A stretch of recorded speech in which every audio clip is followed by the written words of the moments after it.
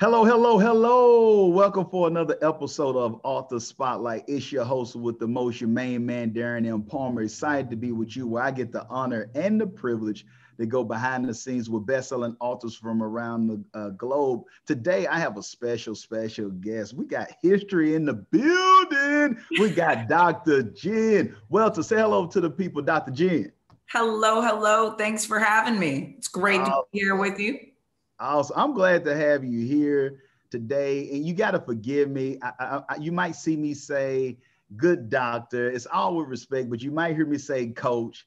It's so both. many names. It's D, all the above with my girl. That's how she's killing it. But, Dr. Jen, share a little bit with the people. All this information will be in the show notes. But if you don't mind, share with the people a little bit about who you are if they don't know who you are. And what do you currently do? Well, I'm the crazy combination of a football playing doctor. I remember in 2013, that was when I finally got my PhD and I got to play for Team USA and win my second gold medal.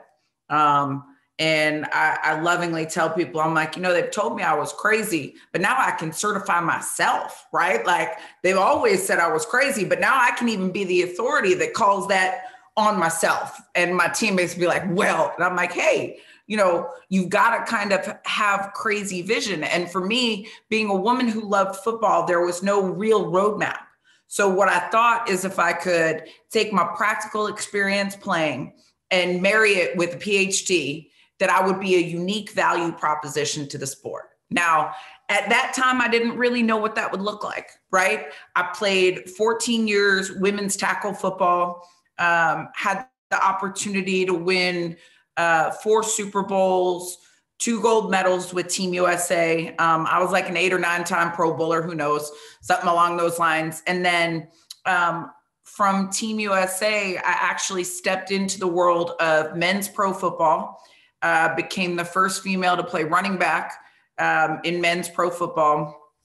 And from that opportunity, played with those guys for a year, and us being on the same field, playing the same game, we became close. And, in a situation that most people assumed it would fail, we actually just became our own crazy family, right? And that caught the attention of former Dallas Cowboy Wendell Davis, who came in the following year as a new head coach. And he met me, he saw how the guys responded and was like, who's this girl that all my guys love, right? And his defensive coordinator, who knew who I was like, Coach, that's your running back. And he told me later, he was like, I knew everything about you, Jen, but I didn't really know that the guys would love you. And so he ends up sitting me down, grilling me on football, what was good with the team last year, what wasn't. And, I was like, okay, you want to go? Like, let's go. And the next day he called me and said, all my DC and I could talk about is how you have to coach this football team. And I said, no.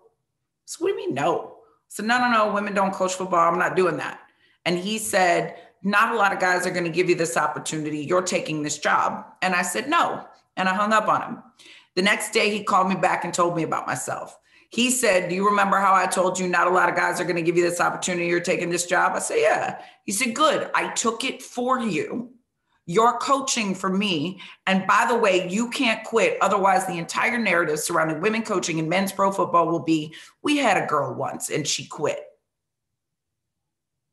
Boy, oh boy, did he have my number. He completely drop kicked me into success. And I say, I'm so thankful for that, because he saw something in me before I even saw it in myself. And then once I was coaching, I actually found that I was good at it, ended up going from the Texas Revolution to the Arizona Cardinals, becoming the first female to coach in the National Football League in 2015. From there, I've done a lot of pretty cool things. I was the head coach of the first Australian women's national team. So Australian football, yeah, I'm in. And I got to go with 2 of the best coaches I ever played for, which were my head coach and defensive coordinator from the 2010 U.S. national team. And we kind of said we were getting the band back together and got to go international to change the game. So those guys believed in me to have me as the head coach, which really, speaks highly of them.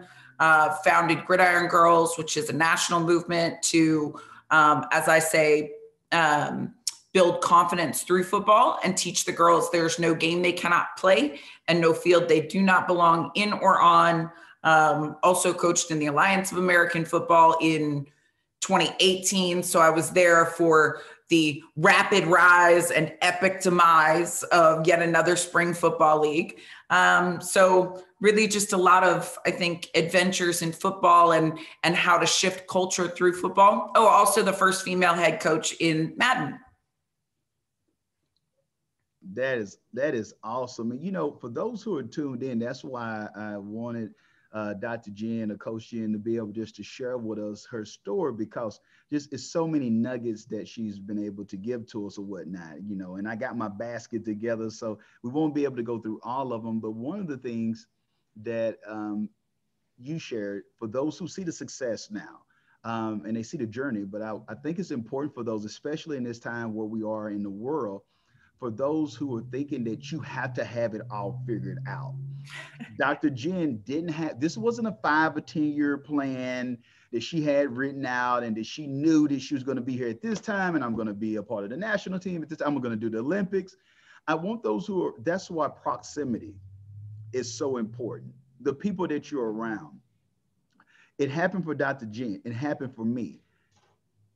It doesn't mean that you're not a brilliant person. But I'm telling you, some of the best ideas, there are people who can see things in you that you don't see in you. So environment it's imperative to be a part of the right environment. Those who are going to push you in a loving way to let you know, I'm not going to allow for you to forfeit this opportunity. It's a quote that I love, Dr. Jen, that a wise man once told me. He said, most people acquiesce for known heavens, forfeiting unknown hells, forfeiting unknown heavens. Most people acquiesce to known hells, forfeiting unknown heavens. Most people, because of comfort, because of lack of understanding, will stay in a dysfunctional environment or situation, not knowing that there is greater ahead if they could just think outside the box or not allow for others, including themselves, to ensnare them to a norm that is not allowing for them to go to the next level. The other point that I want to bring out to our audience of what I've been able to hear from Coach Jen is the importance of, when that moment happens, being able to continue to move forward and have a big enough why that is something beyond you.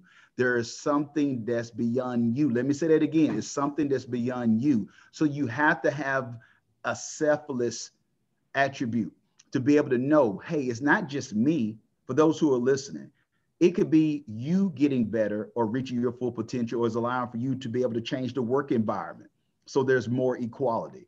It could be you opening the door for someone who can get into that prestigious school, or you creating an opportunity where someone is able to benefit from the nonprofit who's being overlooked right now. If you want change, you have to be the change. And I see that with you, Dr. Jen. And I want you to dive a little bit deeper into this portion of your story, because you have had the mental toughness to be able to use the skills that you have in one area and transfer that into other areas to be able to add value, whether it's having a doctorate, whether it's being in football, whether it's going into coaching, whether it's your role, sexuality, it doesn't matter. You've been able to go ahead and go into another arena. Share with us, what is your mindset to go from I'm going to be a player to being a coach? It doesn't matter my gender, to also you being author, because any one of those could have been a mishap or a snare for some of us who thinking, how can I do that? I'm known for this. How can I do that? Can you share your mindset, how you go into other arenas?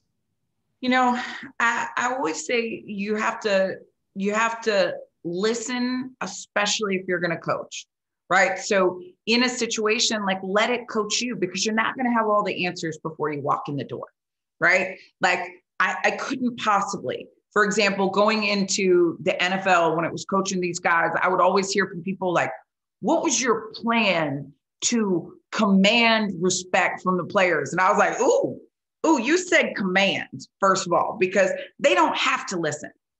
Listening is a choice.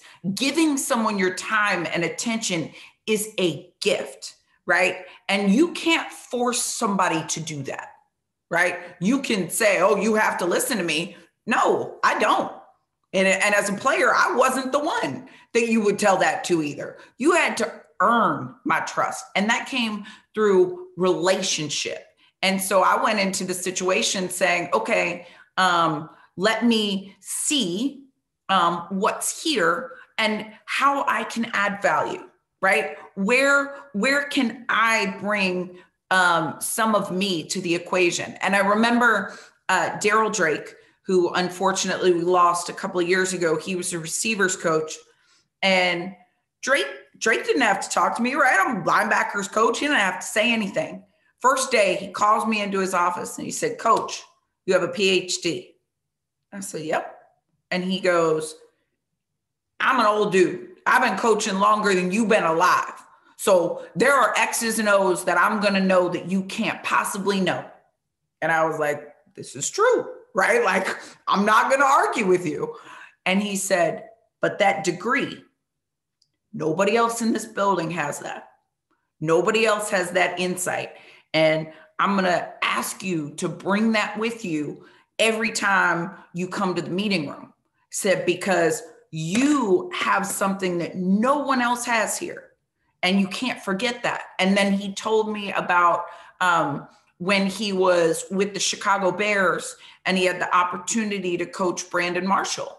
And Brandon Marshall was one of the first athletes to really bring mental health to the conversation and make it a conversation, which is brave in and of itself.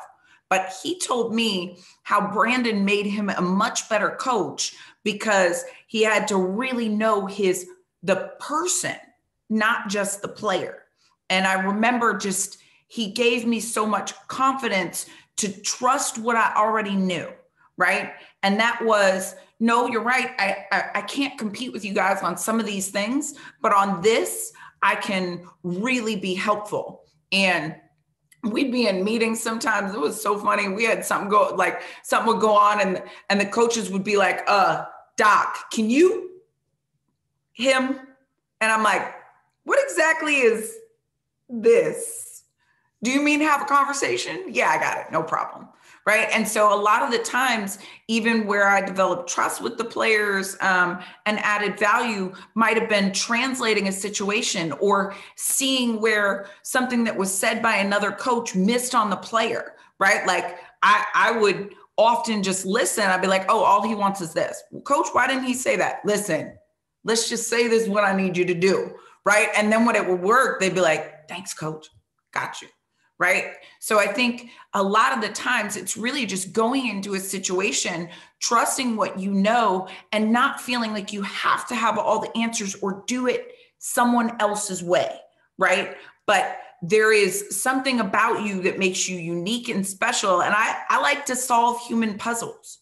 Right. Voice is something very powerful, which obviously you know a lot about helping bring stories to life. And if there's one thing that I've realized I'm good at, it's breaking things down, right? And making them approachable and trying to have conversations with people, whether it's on a stage in front of thousands of people, whether it's one-on-one and someone saying like, you know, tell me how that really was. Like, you need another glass of wine to talk about this, right? Or it's, you know, something that you're putting in writing that you want people to help them work through it or think their way through it. And I don't claim to have all those answers, but I think it's really special when you do own what about you is different and special, and you bring that to the equation. And you also are very clear about what you're great at and what you're not. Because for me, I will tell you in a heartbeat, I'll be like, okay, I'm really good at this. Like, you know, you've heard me before. I'm like, hey, I got you on this. Yeah, I don't do that. Oh, but coach, you could. No. There's somebody else who's much better at that than me. They're the authority. Let me add value where I really can. Because if somebody tells me they know everything, I already know they're lying about something. I love it.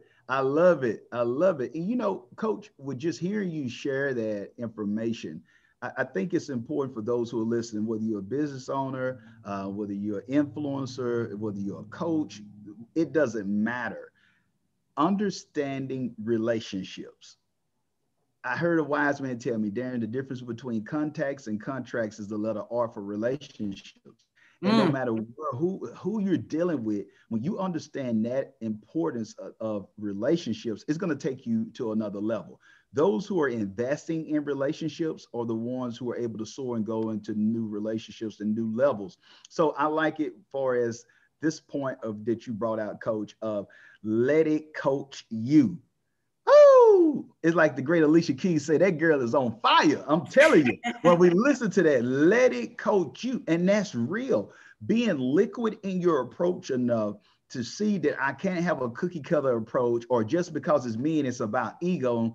No, if I'm able to lead effectively, I'm able to dive in what's important to you, what makes you tick, what allows for you to thrive. And if you're feeling great, if you're thriving, the whole organization is going to thrive because you understand that importance of that person and how you say it. Words are important, and how you use it, your composure, your position, all of that is aligned. And I also love is listening is a choice. Management, business owners, parents, grandparents, spouses, significant others. This is something that Coach has given us that is transferable. It's a thing called life, not just entrepreneurship, not just your title, not if you're a C-suite exec, not if you're a part of a business nonprofit, or you're part of a professional team. This is life. Listening is a choice. And the more that you're able to operate, you'll be more effective when you understand that. Now, Coach, take us into you doing books now. You know, switch all this up. A lot of people say they want to do a book, but we got a saying in publishing, most books are in the local cemetery, because there are people who are saying that I'm fixing to, I'm finna to. This good old Southern draw like Tim McGraw with me being from Texas or whatnot. Y'all excuse the Texas lingo, but I'm fixing to, I'm finna do something, but they never do it. So how did you, with all that you got on your plate, actually move forward and execute to be an author? Darren, I got to tell you, first of all, I do think I'm fixing to have about 10 books that I could have. I just need somebody to be able to take it out of my brain at times, because, we all can be our toughest critic, right? And it's hard to start. And it's even harder to start day 2 and day 3. And it's really, really brutal to edit. Oh my gosh, have you ever gotten that paperback and you look like you thought you had put the best thing in the world forward, and you got it back and it looked like a homicide scene because there's red all over the place? Oh my gosh, like it is hard. And yet it's also pretty magical. And for me, you have to get into that mentality, right? When I finished my PhD, when my dissertation was published, oh my goodness. I was like, I felt like I had sprained my brain, right? Like I didn't even want to read an article because it was so intense, so much, and that's the hard academic writing, and you can't say anything before anybody, if somebody else hasn't said it, right? It's like you try and you sneak an original thought in there and they're like, nope, right? And it took me time to then get back to a point where I thought like, okay, I could write again. And so my first book that came out was actually Play Big. And this book right here still makes me mad. I'm gonna tell you honestly, Darren, because you know how it is, right? It got picked up by Seal Press and they did this book, but it's not the book I wanted to write. The book I wanted to write was actually called Tackle. And it was much grittier, had more of the ups and downs, more football, right? And it got turned down by every publisher because they said, women in football doesn't sell. And I was like, pretty sure I was the first. So how many times have you tried? Right? And that's a hard thing, because you know this, people they can predict safe, right? If I was a dude writing a football book, they would know it's probably going to sell this many copies, right? You know, really big name, it's going to sell this many, medium name, this one, you know, this many years, whatever. But for a female, there was no precedent. And so they wouldn't do like a more football book. And yet what was interesting is that they did the publishers liked that I spoke, and they'd seen tape on me motivational speaking. And they said, we'll do it if it's a motivational take on your story. And I remember being annoyed. I was mad. And I talked to one of my friends and he said, Jen, just write your first book. And I was like, huh? Right? Because you think about it being like a life journey of this, of that, and the other. And he was like, your first book probably won't do nearly as well as you think it will anyway. And you'll learn so much from that process. Make it your first book. Make your second one your epic book. And I was like, oh, okay, right? Because I think we think so many times that it's like you may just have one book in you. And that shift in mindset to me was like, okay, all right, well, we'll do this one. And it's funny because even in that process, I went through some of it, and there's parts of that book that I fought over. I'd cut things out like 4 times. I swear they'd put it back in. And even friends of mine will be like, yeah, you didn't write that word right, or that little part right there. And I'm like, nope, crossed it out about 8 times. They put it back in, right? And other things I'd put back in or cross out, you know, and you go through this process. And by the time you're finished, I don't know if I ever feel like you could finish, but you just kind of have to say, I'm done, right? It may not be perfect. And yet I have had people who love Play Big. It is like, you know, they have quotes everywhere and they have pinups, and they'll show me pages of stuff that just resonated. And it's like this beautiful gift, right? And yet you still look at it and you think, man, I would do that so differently if I had to do it again right now, right? Or what does the next book look like? And so the thing I would say is, don't be afraid to make it a first book. Don't be afraid to realize that you may finish it and realize that you have so much more to say. And that's okay, right? It's really knowing the voice and the place and the space that it's going to resonate, and have somebody help you pull through and even make it better than you would yourself, right? I have probably, I would say, 4 different books that I would write if I had unlimited time and somebody could help me just take it from my head, and then I could just edit it and make it better, right? And I think that's a really hard process for most people because they feel like they have to have it all together, right? And then the kids' books for me are different. I have 4 kids' books that are out now. And these were self-published because we wanted to help. This one is an adventure in movement. It gets the kids physically active. It has about a 20-minute workout with a positive story around it. And the whole series is called Critter Fitter. This one was inspired by my Chihuahua, When a Ladybug Can't Hug. And it was all about, you know, social distancing and how you could connect through the heart while staying 6 feet apart. This one is the one that's gotten the most pickup. Wearing a Mask Says, I Love You. And the mask needed a hero story that's not normal for kids. And it goes through all the CDC guidelines and then gives a call to action. And then this one, The Resilience is Where I Hope We Get.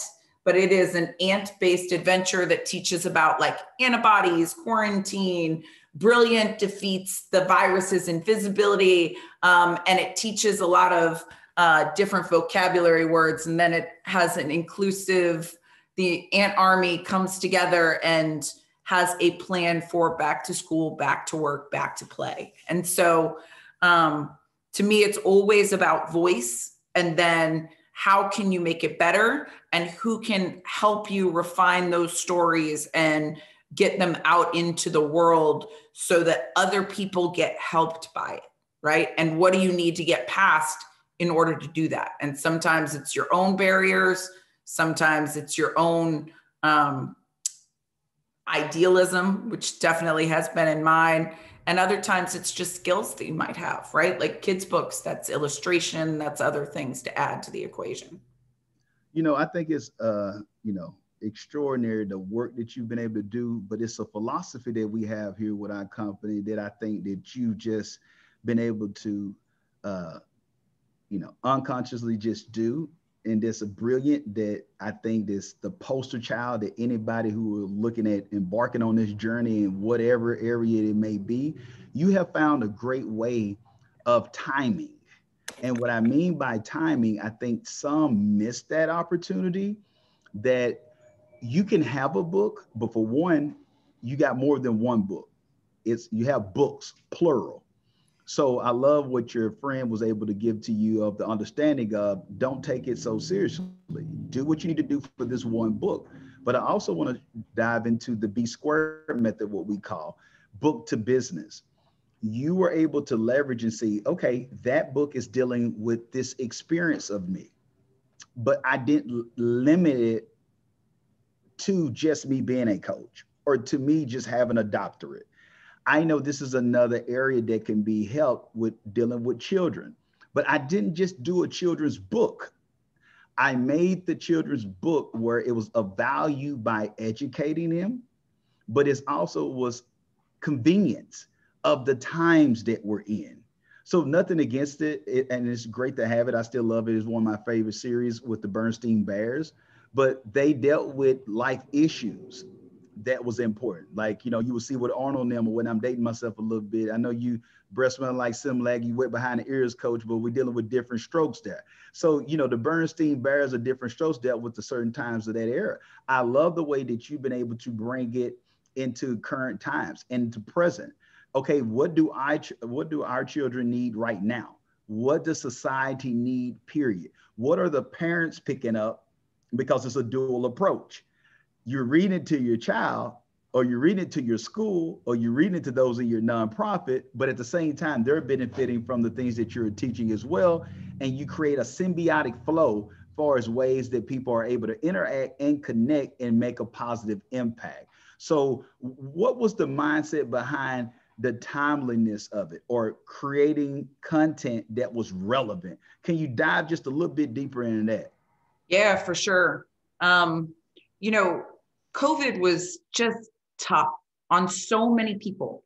And I had friends that were doing these big, huge things, right? Like one of my friends globally sourcing PPE. I don't know how to do that. That's not me. That's not my skill set. I'm out, right? And yet I had so many friends who were talking to me about their kids and what their kids were going through, right? Whether it was they were physically bouncing off walls or they didn't understand why they couldn't hug their friends. And I know I experienced that, right? Like with when a ladybug can't hug, my Chihuahua Tyson, who needs to make an appearance because y'all will understand. Come here, Bubby. Come here, Bubby. Come here, Bubby. This dude right here, right? This little loving guy right here with these big bug eyes, I was hugging him just tight, right? And it was like, oh my gosh, don't we, like, it was like the whole world needed a hug. And what I realized is that while so many of the adults were busy adulting, right? Looking at these big, big, big problems, all I could picture from the kids was like, Mom, what about me? Why are we doing this? This is so weird, right? Why are you now washing my hands 8 times a day and making me put a mask on and I can't go see my friends?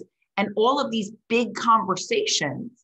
And knowing, having worked with kids for so long, like I knew there was going to be trauma and that none of us were equipped really to handle that. There wasn't like there were tools out there. It wasn't normal. These are not things that any of us had dealt with before. So really started writing and and just telling those stories. And I remember talking to a publisher who, I don't even remember what his name was at this point. I just refer to him as Dan the Dinosaur, because I talked to Dinosaur Dan, and he looked at the series, and we already had it, like the first book was already illustrated, like this is pretty turnkey. And he said, yeah, coach, we could possibly do something with you. We'd need to know your commitment to the longevity of the series. And if you're really committed, we could probably have the books out in a year. And I said, we don't need these out in a year. We need them out yesterday. People are struggling right now. I hope this book is balancing a coffee table in a year. People need this now. And it was such an interesting thing to me because, and I know this will resonate with you. I realized why we don't have a lot of the things that we need in the times that we need them. Because if he's just looking at it being available in a year, well, that time has gone. And so we worked furiously to get, basically 3 books ready, and the 4th one came out later, to be able to address what we saw as the main issues of the time. And even worked with a digital platform called Caribou, which is a reading app where you could read with your kids. So you could do a Zoom call with the kids, but the book is in there. So you could see each other and read through it, not trying to hold it, to have the books be available for free for 3 months so that anybody could read them. And that was really just what it was, because it was how can we help people in a big way? And if a year's time was going to be the barrier, then it wasn't even worth it. And so that's why, I was figuring out how do I put this on Amazon? And what does this look like? Because kids and families and teachers deserved to have resources. And if the kids didn't have resources, the truth is that they would take it as being their fault, right? Everybody who knows a kid who has experienced divorce, the psychological reaction is, I'll do better, right? I'll make my bed, I'll clean the dishes, I will do these things. And for me, knowing that this was such a big trauma, we couldn't have had the kids think that it was just personal. So you had to have resources that would normalize it and help educators and families facilitate those conversations. Coach, just hearing you share that, I'm seeing a common thread, a common denominator in the things and the different shifts of your life. And I'm seeing the importance of serving.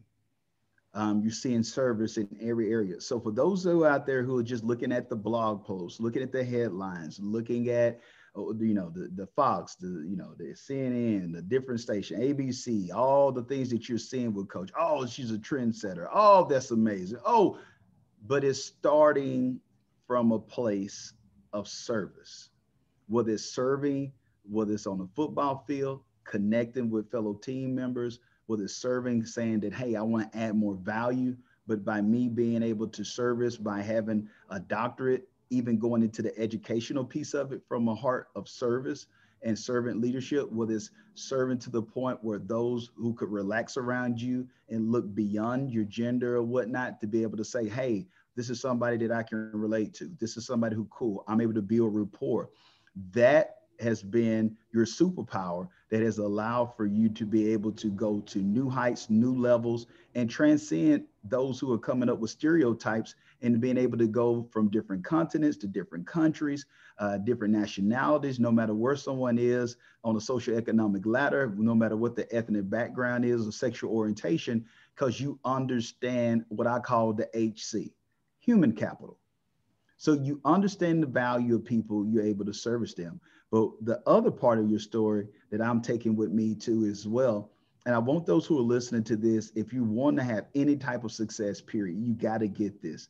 And that is the importance of, if you got a big enough why, don't just think I'm going all woo woo on you, but you'll find a way to get it done.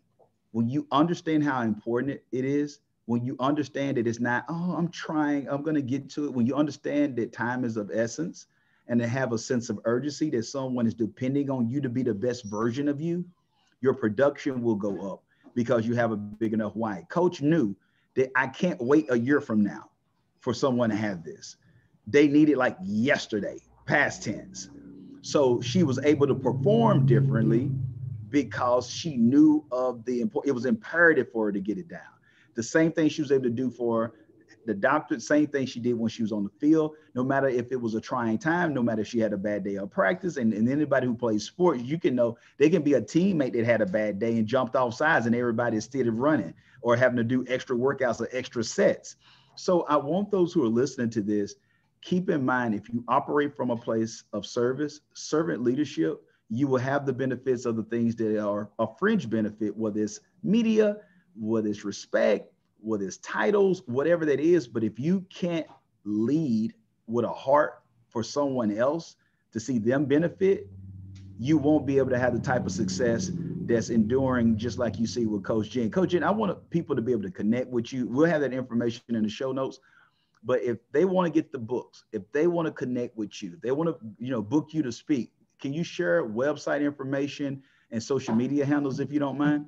Yeah, for sure. So website is pretty simple. It's jenwelter.com, and it's welter like a welterweight in boxing. I'm just not heavy enough. So it's God's irony. I've been punching above my weight class my whole life. Welter47 on Instagram, jwelter47 on Twitter, Dr. Jen Welter on Facebook. And then the series is Critter Fitter. That's how you know I'm from the South, using critters to get kids fitter, right? And it's at Get Critter Fitter on Instagram. And then we're on Amazon right now. So we self-published all of them onto the Amazon platform, which means anybody could get them. And there's 4. So I hope those are helpful to you. I know for those of you who are listening, I think, and this is important, Darren, you'll agree with this. A lot of people just look at a book and think it's about making money. Well, these books are my investment of time and money to be able to help people. Now, would I love it if they one day paid for themselves? Yeah, that'd be great. But as of right now, it was the way I could help the world. And, those things are more important than money. It's where you invest your time and where you invest in other people. And, I got to write those with my niece and nephew giving me input and reading the books and, watching my niece memorize the Ladybug book because she loves Ladybug and drawing Ladybug. And so I think most people have at least a story. And if your barrier is just how much money you're going to make or who's going to read it, then you'll find excuses not to do it. But if you feel like it's a part of who you are to be able to, whether it's create characters or share an element of your life, then you'll find there's more of an audience and a calling than you even knew. And it's not ultimately about those eyeballs, it's about that impact. Wow. Once again, you heard it from the source, Dr. Jen. Coach Jen, we thank you so much for being a part of Author Spotlight. Just kudos to you. I just want to tell you, for those who aren't able to tell you in person or whatnot, or virtually, that we are grateful to you and what you've been able to do for all of us. And I say all of us because you broke a lot of barriers. The way that you lead, I can see that it's continuing, and it allowed for us to be who we're called to be. If it's something that we want to go after, we can see that it can be done. It cuts out a lot of the excuses that we can have, or the limited beliefs or imposter syndrome. When we're able to look, we might not be able to identify with Oprah, or we might not be able to identify with Warren Buffett or Carlos Slim in Mexico. But when we see Dr. Jen and we like, wow, she just used what she had. She is just like me. You know, she's the underdog. It wasn't supposed to happen for her. And so that allows for us to know that, man, if we can believe it, we can achieve it. If we're willing to have the work ethic and have the right heart, we can accomplish anything. So I want to thank you again for being our special guest today. Thank you, Dr. Jen. Thanks for having me. Awesome. For those who are tuned in, remember that this is the year for your new book. And if you won't change, be the change. Until next time, be blessed and be great.